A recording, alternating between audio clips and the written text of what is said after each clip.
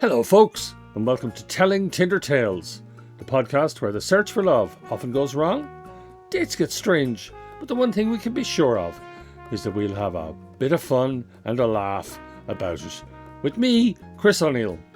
And me, Thomasin Lockwood. So every episode we invite someone from somewhere in the world to come on and tell us their dating story, and then we ask them some questions about it. So Chris, we have someone in this week who I am a huge fan of. I'm so excited to introduce her. I loved her podcast, Famous with a Baby. I was probably one of the first people to ever see the work in progress show of God is a Woman, which is now today a fantastic musical with lots of drums in it, I hear. And in fact, I still reference this show when I'm discussing the Bible. It's a brilliant, brilliant show. I'm very, very happy to have her on this week. Who is it, Chris? This week we have Luisa Omielan. Yes. Hi, Louisa. Thank you very much for joining us. I know I've already introduced you, but please do tell us more about who you are, your work, where you're calling from today. I'm calling from a flat in South London. I am a stand-up comedian. I celebrated my 18th year anniversary of stand-up comedy a few days ago. Excellent. So I've been doing it for quite a while. Though technically it's 19 years, but I don't know about you lot, but I started stand-up when I was about 21. I did it for a year, and then I got so upset with like criticism and feedback and rejection, and I was like, and it was such a boys' club. It was such a boys' club, and I couldn't do it. Even though I grew up with boys, like I was like, I'm one of the boys. What are you talking about? Like I grew up with 3 boys, and then so I didn't do it again for like 18 months, and then I started again, and did it. I've done it for 18 years consistently. So I say 18, but it's actually 19. But I had a break, and so anyway, point is, I'm a stand-up. Yes, I'm a stand-up comedian, and my creme de la creme, pièce de résistance, whatever the word is solo one-woman shows. I love doing one-woman shows, and I'm developing one at the moment that's trying to be a pitch for a musical called God is a Woman the Musical. Yeah, Louisa, that's impressive. I've been to 1 or 2 of your shows myself, and I thoroughly enjoyed them. The Beyoncé one was particularly impressive. Did you come to see What Would Beyoncé Do? I don't believe that. Are you saying that just for the podcast? It was just like hundreds of women in the audience, and then Chris in the middle, like. I go to Edinburgh every year. I'm sure I was lurking in the back somewhere, yeah. Chris shows up in the strangest of shows for his demographic for Edinburgh. Like he is a connoisseur. Like I genuinely believe he was there. I can't remember which one. I wouldn't have been the first year probably, but the second year I would have heard about it. Oh, that's so nice. Yeah, that's yeah. nice. So that was years ago. So that show was magic at Edinburgh Fringe Festival. Edinburgh's magic anyway. Like I highly recommend going to see stuff that doesn't suit you necessarily. It was also a brilliant title. An absolutely brilliant title. Thank you. Just attracted the right demographic, except me, basically. Well, that was the idea. It was trying to be a filter for things, because you go, like at the time as well, so much stand up was boys and men, and I was doing comedy that like women loved, like girls and gays went wild for. But industry was like, no, you're not a comedian. And so many new acts at the time were calling their first show like a pun on their name. So they'd be like, Louisa the Teaser or Jenny the Penny. And you're like, what? No. And so I was like, well, that nobody cares for Louisa Omielan. But people care for Beyonce. And the show is rooted in the question of like, look at her life compared to mine. What would Beyonce do? So I thought, well, at least if you like the title, you're going to love the show. So the title was very much used as a marketing tool to be like, hey, this is a flag for you lot to come if you like this. And just for the record, for any of our international listeners, just for clarity, the show was called What Would Beyoncé Do? And I'm wondering, Louisa, if you've ever asked yourself that question when it came to any dating advice, like, would Beyonce put up with this? What would Beyonce do? I think, to be honest, the question for me is redundant now. It's been so, like, it's, Beyonce lives a life that nobody else even comes close to, and it's silly to even try and compare. And dating-wise, I think that girl got married when she was 19 or into a long-term relationship, so we have nothing, there is nothing she could advise me. In hindsight, it's like, don't listen to Beyonce, guys. I can't say that I've used that ever in my dating life. No, is the honest answer. Love to Beyonce, but we have nothing in common. No. Have you ever considered the possibility of doing a follow-up show called Entirely Ignore Beyonce? No, because I think like listen, I'm a big admirer of Beyonce, and artistically I think we have a lot in common. Like I really like how she feels everything she does and is passionate about everything she does, and so like I love I love watching artists create and come from a place of honesty and authenticity. Like, I love that. You know, you've got like a big comedian on when they give such a good PR answer. I love it. But, Well, but I do love, I agree. that. Like Beyonce, you know, the music, you should absolutely, I love Beyonce. So now that we've had the run-up and the intro, would you like to tell us your tale, please? Of dating. This was such a hard thing to ask, because actually it made me quite sad when I thought about it, because I was like, I actually haven't been asked out or gone out for a date in 19 years. So since the stand-up? Yeah, like, and who would have thought the two could be related? Is it correlation or causation? What do you think? I think it's the latter than the first. Like, it's causation then correlation, because I dedicated so much of my life to comedy, and I used to always do when I first started breaking through and gaining popularity. I remember, like, I would have girls come out my shows, and they'd be going feral. They'd love it, and I was probably there in the crowd. I'd go do stand. Yes, Chris is one of them, and I'd go watch. Like, I'd be on stage with boys, right, and we would all do well. And I remember girls waiting outside, literally at the door, being like, "Let me suck your dick, let me suck your dick," to these guys. What? And I was like, oh, who's gonna suck my dick? Like, and like, I would get nothing. And I was like, what? I don't understand. Like, and my peers in Edinburgh, for example, exactly, like, especially socially, you would see them with a different girl, like, regularly. You would see them like with different women, like, enjoying dating, like, and I would be like, hello, is anybody gonna, like, hello? It didn't really happen. And then I think I just got so obsessed with the work that I made love to the work, is what I will say. And there is something about that, actually. I read, like, a really interesting thing about energy and, like dating energy or sexual energy or, like, passion products or whatever. And whatever you put, like, your life force energy into, that becomes your thing, right? And I have very much put all my energy and all my, like, everything for many, many years was all, like, it was only about work. Like, I was quite a machine about it all. Like, I still am, but I've learned to calm down a bit now. I'd like to have a dating life now. It would be nice to go out for dinner. But what I did do recently, for the new year, you know, it's very common to do, like, a new year resolutions and what do you want and what do you want from the universe and blah, blah, blah, blah, blah. And I thought it'd be really nice, actually, to meet somebody, like when it's the right time, be lovely. But also, like, I would love to date. Like, I would love to have, like, even though I'm 43, I'd love to have the fun and, like, not childlike play, but, like, the playfulness of a new thing where you're excited to go out for dinner, you're excited to go out dancing, you're excited to do things and see each other. Even though, like, in your 40s, because you go, for a long time, I was like, well, you're 40, you can't do that. It's going to be a divorced man with babies, and it's going to be the most boring relationship ever. And then you're like, or can it be still fun and exciting and, you know, even whatever, like, can it be those things? So I thought, you know what, I'm going to start taking myself out on dates and set myself out on a standard of what I'm willing to accept from the universe. So I took myself to Antwerp for a weekend, stayed in a really lovely, gorgeous boutique hotel, really fancy boutique hotel. And I thought, I'm going to book myself a tasting menu. I love a tasting menu. Like, I'm a big fan of a taste. I can't cook for shit. So if somebody has that gift, I really appreciate it. And so I booked, and it must have been like 135 euros or whatever. So it was like 120 quid or whatever it was. So, like, it wasn't cheap. And you had to book it way in advance. There was a big long waiting list, blah, blah, blah, blah. And I booked it and I got all dressed up and I was like, I'll leave my headphones at home. I'm going to be present. I'm going to go on the date. And I'm telling the universe, like, this is the level that I expect from here on out from dates. Like, oh, love. Tasting menus.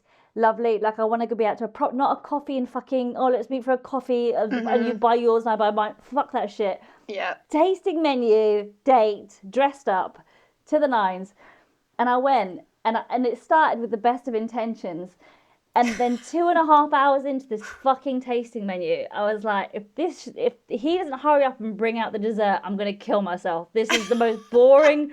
This has been the longest 2.5 hours. I don't know what I've been telling the universe. Tell the universe to, sit by yourself in a restaurant for 3 hours, watching waiters, like, surrounded by couples, and waiters doing, like, this theatrics of, like, 2 men grating cheese on your plate. Like, I don't need 2 men to grate cheese. Just like, finish. Just can we wrap this up?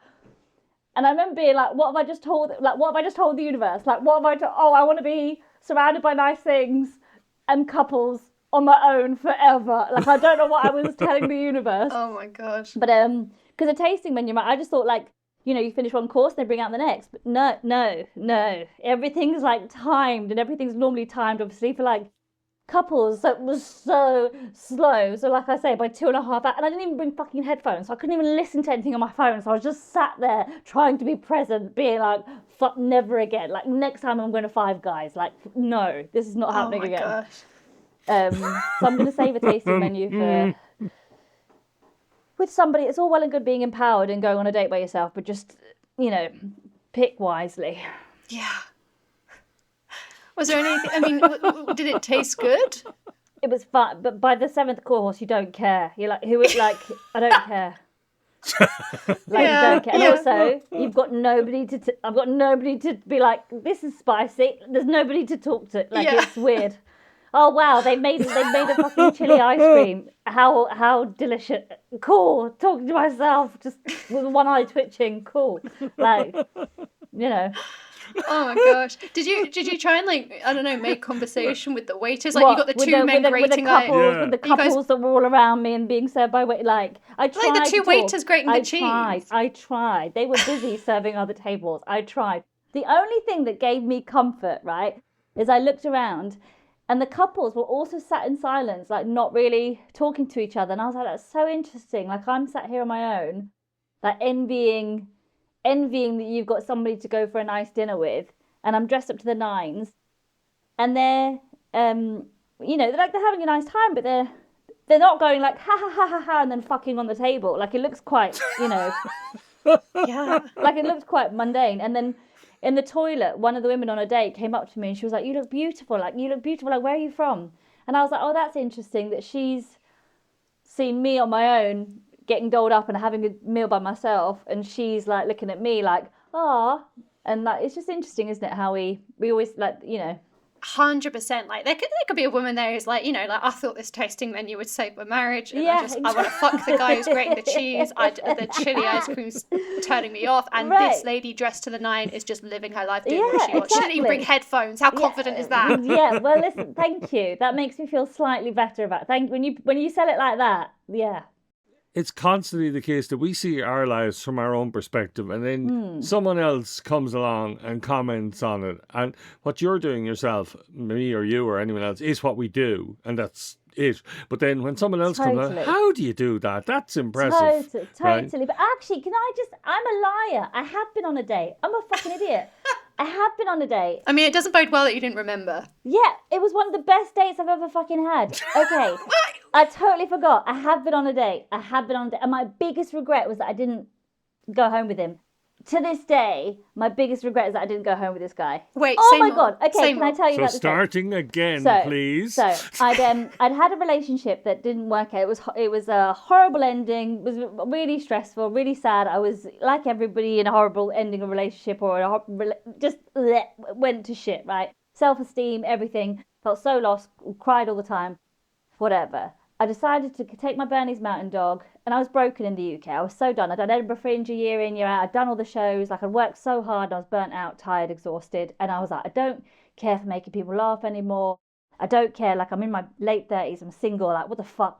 I put all this shit into comedy, and I can't pay my rent next month. Like, what the fuck have I done with my choices, right? Decided to sell a bunch of shit. Went to Europe.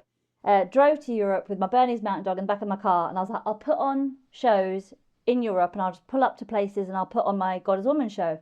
I'll play to 5 people, I don't care. This was before it became a musical. And I went around, and I had the trip of a lifetime. It was so it was like a balm. It was so healing. I just had a wonderful time. Like, everywhere I went, it just was lovely.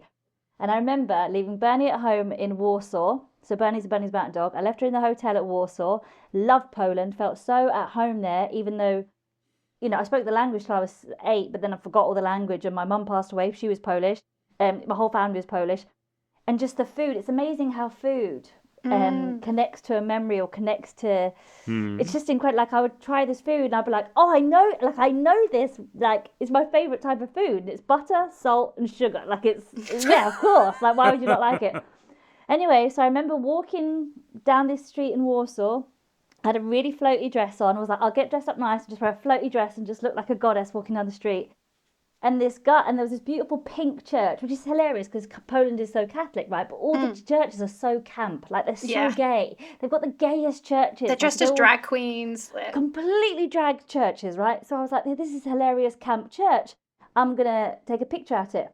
This guy was walking past and he's singing and I was like, oh, he's singing, but he's got no headphones in. So I was like, fucking, he looks, he's a weirdo, right? And I was like la, or just like, no, like proper like la, like singing, like, you know, and like it wasn't barefoot, but had these stupid like Jesus sandals on, but like was kind of sexy, like a sexy guy, like white shirt, linen, hair tossed, whatever. And he was singing, and I was like, you're the perfect person to ask for a picture because you're a bit batshit. Like, just come here, I can direct you. So I got him to take this photo. He took a photo. I was like, what are you singing? And he started, and I said, oh, that's funny. I've actually written a song. And he was like, right. And I was like, do you want to hear my power ballad? And maybe because I hadn't spoken to anybody in weeks because I've been on my own. And I was like, actually, I can't sing it to you because you'll steal it. And he was like, what are you talking about? I'd steal it. I was like, trust me, it's a really good power. I'd written this verse and hook for this Gods on the Musical show. Anyway, we start walking and talking. And then he's an actor. He's from Germany. He's in Poland to do a shooting of a thing. And we're walking and talking and we're walking and talking. And then we walk past this street where a guy's holding a snake. I shit myself and he grabs me and we go for a drink. And then he's telling me about how he's single, but he had to move back in with his parents, but he brought a girl back and his dad told him off the next day because he broke the bed. And his dad said, stop fucking like you're a horse. Like you need to stop fucking women like you're a horse. And I was like, that's hilarious that you fuck like a horse. Like how does a horse even fuck? Like I don't even know the answer to that question. That's hilarious. Had such a good time, had 2 cocktails. I was like, right, I'm going to sing for you now. So I sang him my power ballad and he was like, that's really impressive. And I was like, thank you so much. And then we went to more cocktail bars. And when I really fancy somebody, I can tell because I have this thing that I do where I start singing Cher at them. I don't know why, but like specifically Cher. Always Cher. Like any particular era of Cher? 1980s, like the Heart of Stone album. If I am on a date and I've started Cher, that like you're in trouble. Like I'm in love. That means that I'm in love because I don't know why in my head I'm like, oh, I don't want to get. Maybe this is why I haven't had a date for 19 years because I sing Cher at the. Anyway, it's fine. So I started singing Cher at him. And giving him a little concert, and I thought it was so funny. And then both of us had so many cocktails, and we walked back to that pink church. And I was like, "Let's get married," and he was like, "Sure." And then I did this video. There's a song called Il Mondo, and I forget how it's like an Italian song, and it's like Il Mondo, da, da, da, da, da, da, da. And I played it on my phone. I was like, "Let's get married." And so we like did this dance routine to the church, and swung around the church, and whatever, and. I laughed so hard. It was so beautiful. Like, it was so random of this guy. Went to get a kebab or whatever it was, like a chicken, a gyros or whatever it was, gyros, however you say it. I was around the corner from the hotel. And, like, there was a moment where I was like, do I bring him back? Like, I've had a dry spell. Like, I haven't met anybody since like, should I just, you know, sometimes you go, should I just get back on the horse? By a horse? Just get fucked by a horse, exactly. Just to right. And I couldn't do it, and I couldn't, and the reason I didn't do it is because he bought a bottle of water, and he only bought one for himself, and I was like, you didn't buy me one, and he was like, oh, did you want one? I was like, oh, I can't, but whilst he was in there, I was going, maybe I should, and then because he didn't buy something, and I think it was just me being scared and not being quite ready or whatever, but then there was kind of a moment, and we could have kissed and didn't kiss, and then I was like, bye then. He was like, bye then. I was like, bye. And the whole night I was like, I've just had the best date of my life with her. I don't even know his name. Like, I don't even know who the guy, Stefan, I think his name was. And to this day, I'm like, girls, you should, yes, regret men you sleep with, but regret more the men you don't sleep with, because I think that's the real tragedy, you know? You know what I'm getting from this? Is that, like, you know, you talked about, like, I'm going to date myself, and then, like, you went on this tasting menu disaster. I mean, that was later. That wasn't as fun. The European was years before, but yes. Oh, see, I was like, what if, like, the twist is that it was, like, a Tyler Durden from Fight Club, and that, like, Stefan never existed. You just took yourself out on the best date ever. I don't know. I think what it teaches you, because So if I'd have gone out for that tasting menu and that was the first time I'd ever gone out by myself, I probably wouldn't be encouraged to go out again on my own because I felt kind of stupid by the end because I was like, it's a nice idea. Yes, it's nice to treat yourself, but actually why? Like, you haven't got loads of money. You haven't got a boyfriend. Like, what are you doing? Just go home. Like, don't be an idiot. But actually, no, I do think everybody deserves to experience joy, a bit of luxury, something nice for themselves. I think everybody deserves that, whether or not you're in a relationship or not, or you're dating or not. And actually, the guy with the European, it's only because I'm the kind of person that would book a tasting experience for myself that I had that I had that experience. And so I'm kind of glad I did. But I do think there's a time where you almost get too independent that you like because my sister says like you need to maybe go on dating apps or like try and make an effort to meet somebody. And I'm like, well, sure, but I can go to the cinema by myself. I'll go for a restaurant by myself. I'll go to a theatre by myself. Like, I'm so used to... No, I think if you've got a sense of adventure, whether someone's there or someone's not, I think like that the kind of person who would take themselves out on a date is also the kind of person that would end up having that date with Stefan and having the best time. Because it was so much fun. I always remind people, and they're like, I had such a great date, I'll never find anyone like that. And I'm like, well, you were there too. You also made it fun. Yeah. And also, it's so nice to have a fun date because I think so much of my hesitancy with dating is the pressure and the lead up to it. So like, if I looked at people that I've fallen in love with over my life, I would have never swiped yes to them on a picture. Like I would have gone, no, like I wouldn't even thought twice. But when you meet them, you go, oh, this person's amazing, or this person's great, or this person's so funny, or this person's so witty. You meet people that you go, oh, like, it was so nice to have that pressure off of like, I wasn't on a Tinder thing. It just happened to meet somebody. And then from that, you go, oh, maybe I should go on Tinder more because actually if I can have more experiences like that, that would be amazing. Yeah. But I can't. So I don't. Yeah. Yeah. So I have a couple of questions, but Chris, I just wonder, this is, you're very well known and very popular, right? I mean, no, you are. Thank you. Thank you, Chris. Done. Not famous at all. I'm renting a room in my sister's house, just at 43. So fame does not equal success or fame. Or I'm very good at my job. I will take that. I'm very good at my job. I think you're very good at your job. Yeah, and I'll take that. I think that's true. And has that ever got in the way, do you think? Like, are there people who are intimidated by the fact that you are very successful? I Certainly think it's wild, viewed from the outside, like you say you're staying in your sister's house, but viewed from the outside, the perception would be, oh, Louisa's a very successful comedian. Oh. Yeah, but I find that mad because you're like, I still cry at normal shit. I'm still scared. I'm still vulnerable. I've just got really good people skills. Like, I'm really good at talking to a crowd. I've got great crowd skills. Like, why are you threatened by that? That's all it is. I'm good at talking to a group of people en masse. That's literally everything else. I'm a moron at. I cannot function at most. But I haven't had a date in 19 years. Most people go on dates.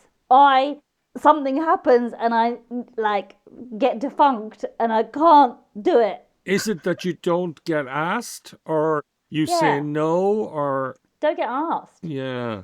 Do not get asked. And if I get asked, it's like, oh, I'd love to meet you or whatever. I actually would also like to try. I actually, people think I'm a comedian. I'd like to try sign up. Oh no! And you're like, oh yeah, no, that's bollocks. You're like, no, you're like, I'm all right, thanks. Like, thanks so much. Yeah, I really, no. What you want is a vet or someone who's already a carpenter, someone for whom you are no career advantage. Yes. Somebody completely. I'd love that, and also somebody quite grounded. I think I'd really appreciate somebody just very grounded. A market really gardener. Like that energy. Yeah, I love it. Yeah, you need a Jesus to your Mary Magdalene. You know? Thank you. There she is. She got it. She got it. I threw the ball and she caught it. Thank you. That's exactly what I meant. Yeah. And you say you never met your man again. Sorry, Stefan. Have you any idea who he is or what production he was working on or anything? Yeah, I followed him on Instagram and like I found him on Instagram. I think like at the time, and then I don't know. It's been years now, so I haven't seen him for years. But like I think he ended up in a relationship as and I saw he was doing well or whatever, and just like I don't. But I love that, like, my dates, I end up getting married. You know, my dates, I end up being like, hey, let's get married and sing in one day. Like, it's really fun. You know, it was fun. It's a lot of fun. Excellent. I had another question for you, which is, I mean, Chris is here with all the hard-hitting questions. I feel like I'm asking, you know, something like Teen Vogue would ask, but so you say that, like, share is the songs you would sing if a date was going well. Yeah. So if a date was going badly, what would be the go-to song that would pop into your head? I would have left. I won't have a song. I would have left. I am not somebody that stays in uncomfortable situations if I don't have to. Like, I'm quite good at being like, I don't need to be here. Bye. Yeah.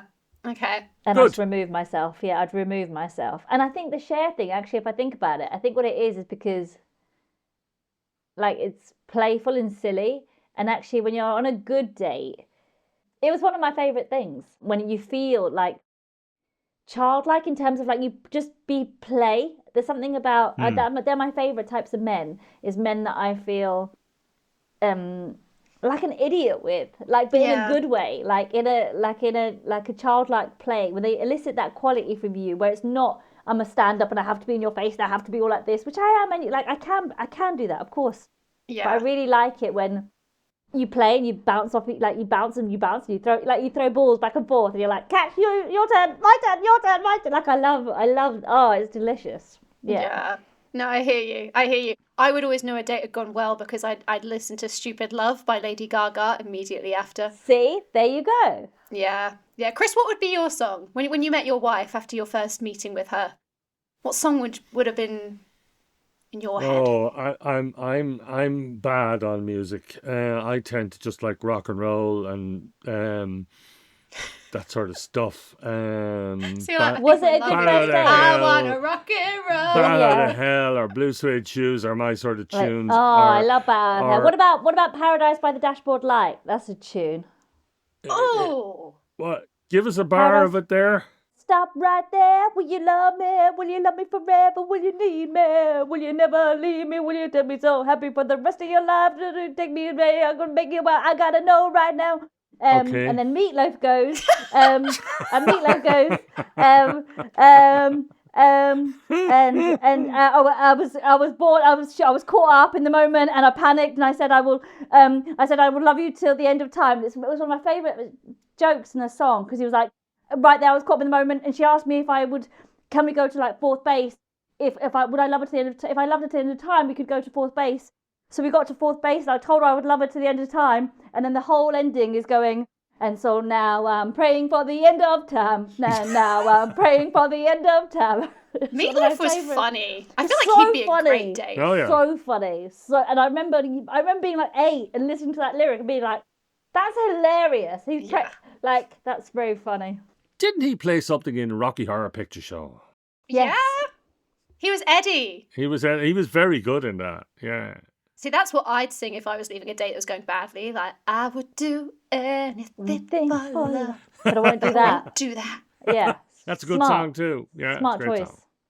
A banger, as they say. Yes. But very I good. feel like this has been a really great promo for just how musical you are, Louisa. It is.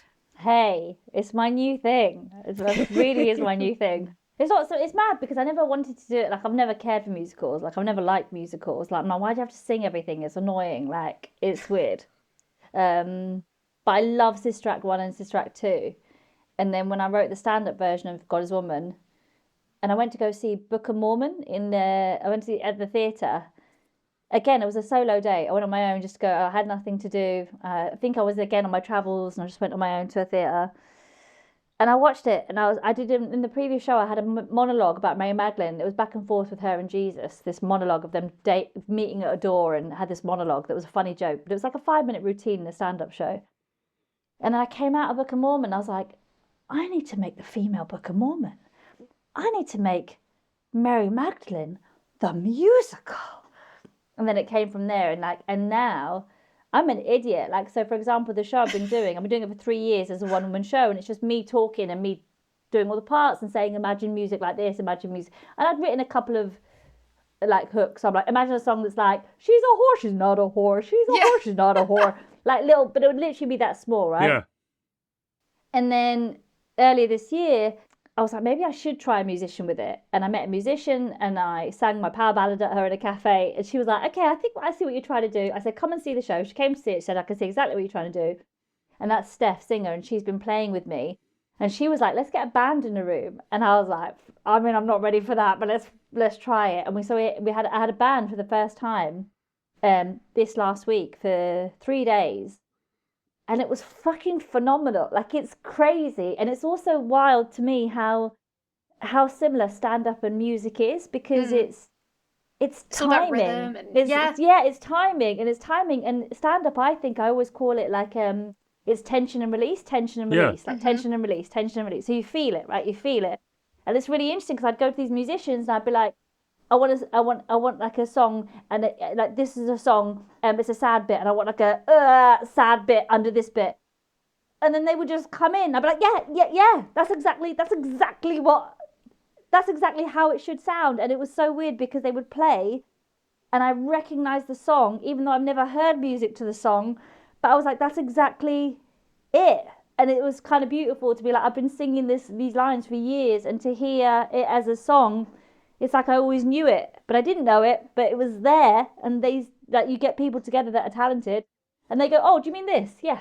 I mean, this. It's amazing. Wild, yeah. But that's the beauty of live theatre and performing and music and comedy and connection, especially in these times. Like, just that feeling where I don't know, it's great sex, isn't it? It's great love. It's a great date. It's a... Well, this is it. I was going to say.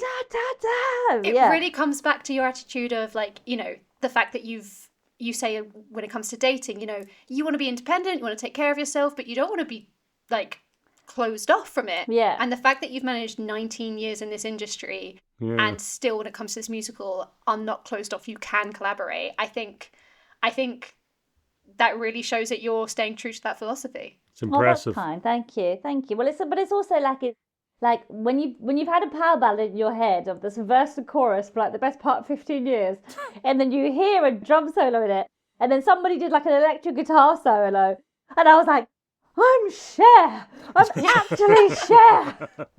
Finally, I did it. Like, it does feel like a dream come true, because you're like, oh, actually, this is all I've ever dreamed of. It's that 4-year-old singing, oh, you're my main man, but my own song with a band. This is incredible. Like, and I never wanted to be a singer. I can't sing for shit, but like, I love Cher. So it's, yeah, they're kind of making my dreams come true, to be honest. But yeah, I just hope I hope they like it. I hope they enjoy it. Like, I hope they want to be part of it, because it felt very, very special in the recording in the 3 days.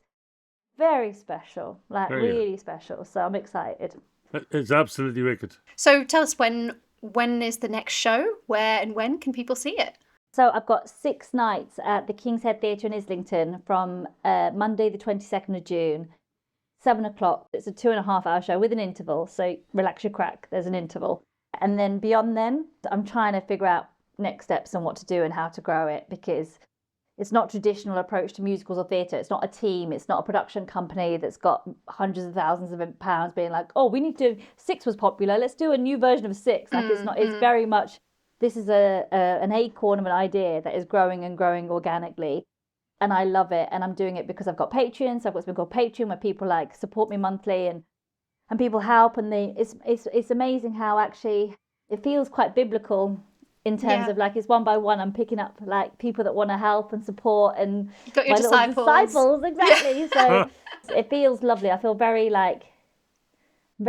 Like, there's been so many times in your career, as you know, where it's not easy and it's uphill and it's like a battle, and this is challenging, but it does feel very centered and very like, oh yeah, of course, there it is, oh yeah, of course, there it is, oh yeah, of course, and that feels lovely to be like, oh, it's a good date, that's a good date. Louisa, there may be love on the horizon, so if you ever do go back on... maybe? What do you mean maybe? There may be dessert at the end of this, you know, like, you know, I'm trying to be like a little bit playful, but no, Louisa, there will in fact definitely 100% be a date for you in the future on the horizon. I can see it. Thank you. As clear as that pink church. So if you do go on another date, we would love to get you on and to hear all about it. You got it. You got it. And for any of our listeners who can't be in London on those dates, where can we find you online? Luisa Omielan, Luisa. It's no O in Louisa. I'm on TikTok, on Instagram, on Facebook, all the usual places. Well, it's been wonderful to have you on. Thank you very much for that, Louisa. It's been fascinating Thank you for having inspiring. me. Thank you for having interesting. me.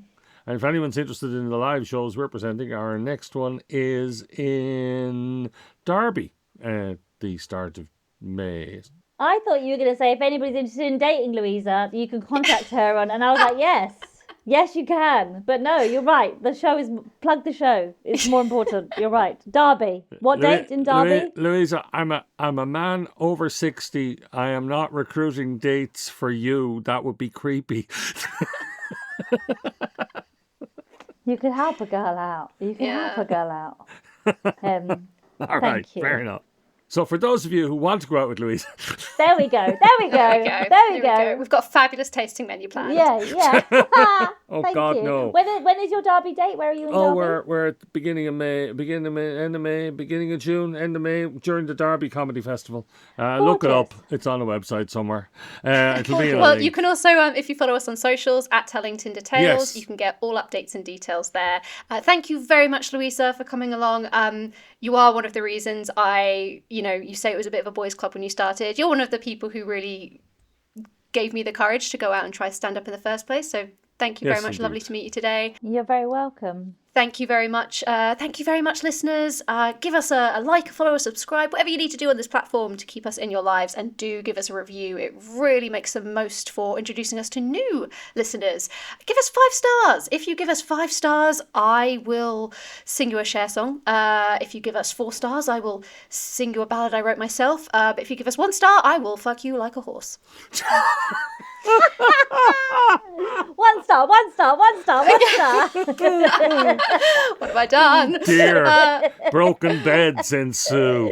I love it. Chris, any last I think words? that's all we have to say goodbye. Let's just say goodbye. Everybody say goodbye. Goodbye, folks. Goodbye. Bye-bye. Telling Tinder Tales is hosted and produced by me, Chris O'Neill, and Thomasin Lockwood. Produced by Lucy Regan and edited by Jamie Loudon. With music by Kinkas Moreira. It's a Gestures Comedy Dublin production and is no way affiliated with or endorsed by Tinder. If you have a story to tell, please get in touch. Details are in the show notes. And if you like us, instead of swiping right, follow us on Instagram and or TikTok at Telling Tinder Tales.